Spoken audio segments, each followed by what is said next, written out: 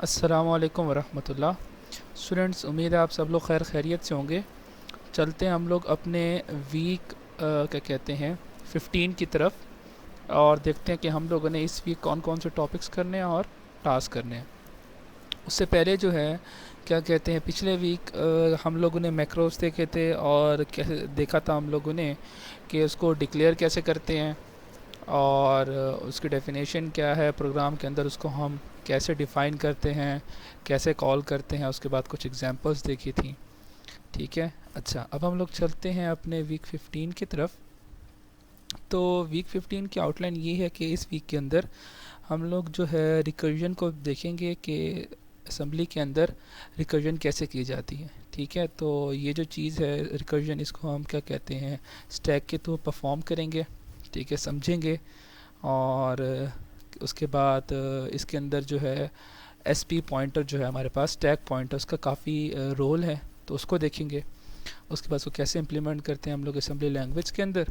और फिर कुछ चीज़ें मैं आपको बताऊंगा कि जब हम रिकर्जन को परफॉर्म कर रहे होंगे मैज़म के ऊपर, मैज़म के अंदर ही कुछ चीज़ें हैं जिसको मैज़म की कुछ चीज़ें हैं जिसको आज हम देखेंगे कि वो कैसे हेल्पफुल होती हैं, तो कहते हैं इस रिकर्जन को विजुलाइज़ करने में। अच्छा जी, तो सबसे पहले जैसे कि हम लोगों ने स्टैक पे बात करनी है, तो हम लोग जो है स्टैक को थोड़ा सा क्या कहते हैं रिवाइज़ करने जा रहे हैं।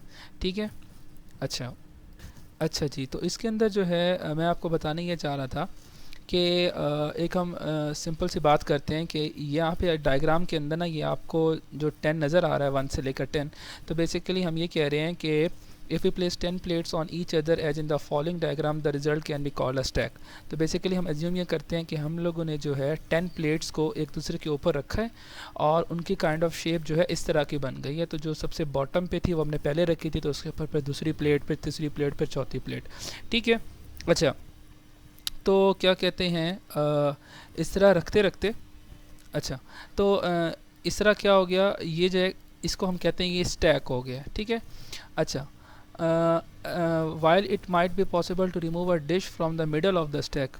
अच्छा, ये पॉसिबल है हमारे लिए कि जो है इसके कोई मिडल की स्टैक, सॉरी इस मिडल इस स्टैक के अंदर कोई मिडल में जो प्लेट रखी है हम उसको रिमूव कर लें, तो इसमें कोई मसले वाली बात नहीं होती। ठीक है, it is much more common to remove from the top. लेकिन बेसिकली होता ये है जो बहुत ही कॉमन हम लोग काम करते हैं यहाँ पे, जब भी कोई हमें कहता है तो हम क्या करते हैं, हम हमेशा जो है उसके टॉप से उस प्लेट को रिमूव करते हैं। ठीक है, new plates can be added to the bottom to the top of the stack but never to the bottom और मिडल। ठीक है, और जब हमें कोई बंदा कहता है या हमें कोई काम दिया रहता है कि काइंडली इसके ऊपर मज़ीद मतलब ये प्लेट जो है इनको रख दें, तो हम क्या करते हैं, ना कि हम नीचे रखते हैं ना कहीं इनके दरमियान में रखते हैं, हम जो है हमेशा इनके टॉप के ऊपर और प्लेट्स को ऐड करते जाते हैं। ठीक हो गया, अच्छा अच्छा, a stack data structure follows the same principle as a stack of plates. तो जैसा कि मैंने आपको बताया कि जिस तरह हम लोगों ने ये प्लेट्स से एक एग्जांपल की है, सेम टू सेम एज ऐसे ही जो स्टैक है, जो हम लोग प्रोग्रामिंग लैंग्वेजेस के अंदर जो स्टैक को इम्प्लीमेंट करते हैं या जो स्ट्रक्चर है उसका, वो इसी तरह फॉलो होता है। New values are added to the top of the stack and existing values are removed from the top. तो होता ये है कि जब भी हम स्टैक के अंदर कोई वैल्यूज़ को ऐड करेंगे तो कहाँ से ऐड करेंगे, टॉप पे ऐड करते जाएंगे, और जब रिमूव करना होगा तो हम रिमूव भी टॉप से करते जाएंगे। Stacks in general R useful structures for a variety of programming applications. ठीक है, यहाँ पे हम बात ये कर रहे हैं कि जो स्टैक है जनरल तौर पे बहुत ही यूज़फुल होता है और यूज़फुल डाटा स्ट्रक्चर है, ये जो है हम प्रोग्रामिंग लैंग्वेज की एप्लीकेशन इस्तेमाल करते हैं। ठीक है, मैं आपको बड़ी कॉमन सी एग्जांपल दे देता हूँ कि क्या कहते हैं हमारे पास जो गियर्स होते हैं, हम जब बाइक चलाते हैं तो इसमें क्या होता है, हम जब गियर लगाते हैं तो हमारे पास क्या कहते हैं, सबसे हम लोग जब बाइक स्टार्ट करते हैं उसके बाद सबसे पहले हमारे पास गियर 1 आता है, उसके बाद फिर हम एक और गियर लगाते हैं गियर 2, उसके बाद फिर हम एक और गियर लगाते हैं गियर 3, और लास्ट में हमारे पास आखिरी गियर होता है गियर 4। ठीक है, तो जब आपने निकालना होता है तो आप इसी ऑर्डर में निकालते हैं। ठीक है, तो ये जो गियर लगाना होता है बाइक में और गियर निकालना होता है, तो इसके अंदर भी स्टैक इम्प्लीमेंट हो रहा होता है।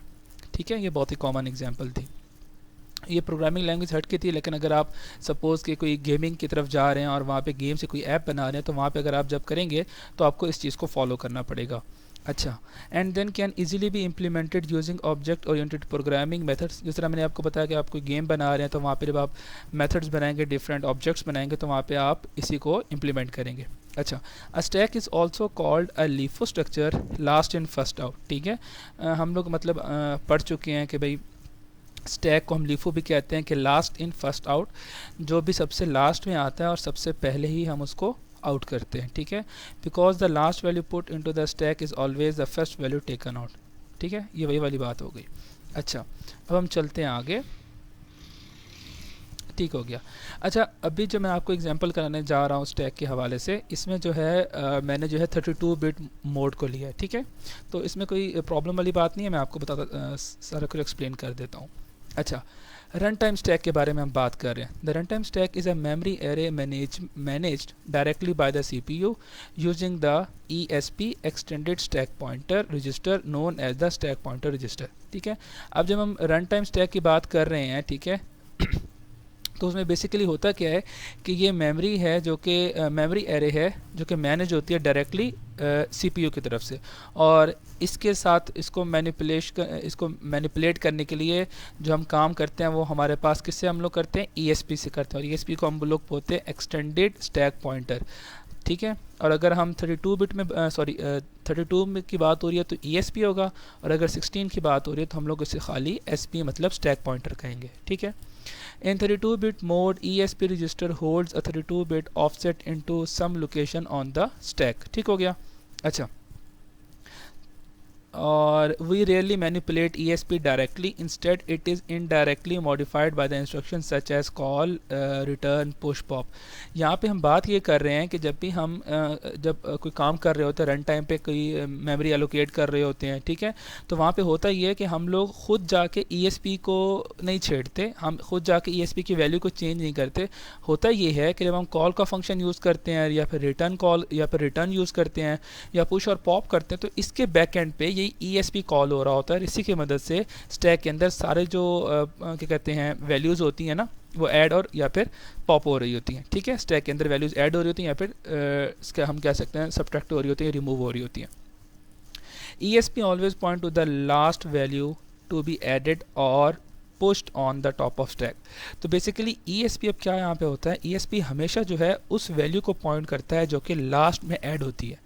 ठीक है, या फिर जो टॉप ऑफ द स्टैक होती है। ठीक है, अब सपोज़ यहाँ पे डिफरेंट कन्वेंशन होती हैं।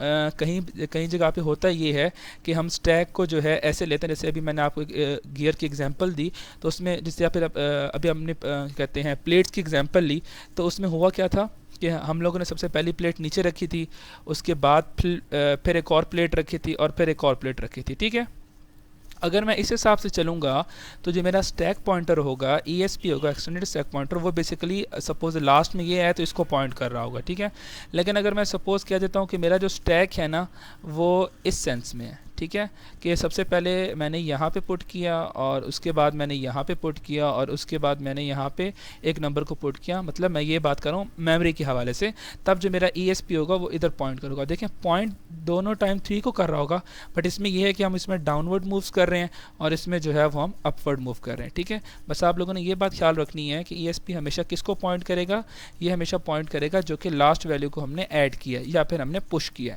जो कि होगी स्टैक के सबसे टॉप पर। ठीक है, तो बेसिकली हमेशा टॉप ऑफ द स्टैक को जो चीज़ पॉइंट कर रही होगी वो होगी ESP।